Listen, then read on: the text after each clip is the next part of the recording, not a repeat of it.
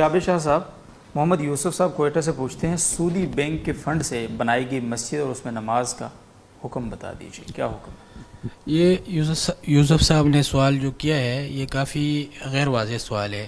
اس سودی بینک کے فنڈ سے ان کی کیا مراد ہے؟ اس کی ایک صورت تو یہ ہو سکتی ہے کہ خود لوگوں نے جو اموال جمع کی ہیں مثلا مسجد بنانے کے لیے، وہ فنڈ انہوں نے سودی بینک میں رکھوایا ہے اور اس فنڈ کو نکال کے یہ مسجد بنا رہے ہیں۔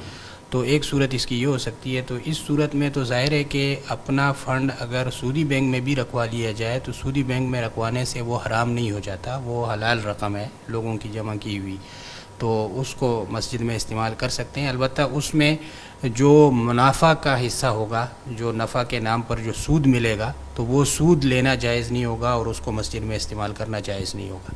تو اگر ان کی مراد یہ ہے کہ منافع سے، یعنی سود میں رکھوائی ہوئی رقم کے منافع سے مسجد بنائی گئی ہے، تو وہ تو جائز نہیں ہے، وہ مسجد شرعی نہیں بنے گی۔ لیکن جیسے انہوں نے لفظ استعمال کیا ہے کہ فنڈ ہے، تو فنڈ کو اگر سودی بینک میں بھی رکھوایا گیا ہو تو اس سے بنائی گئی مسجد شرعی ہوگی۔ البتہ اس میں سے جتنا نفع کے بقدر رقم ہے اس کا صدقہ کرنا ضروری ہے، اس کا مسجد میں استعمال جائز نہیں۔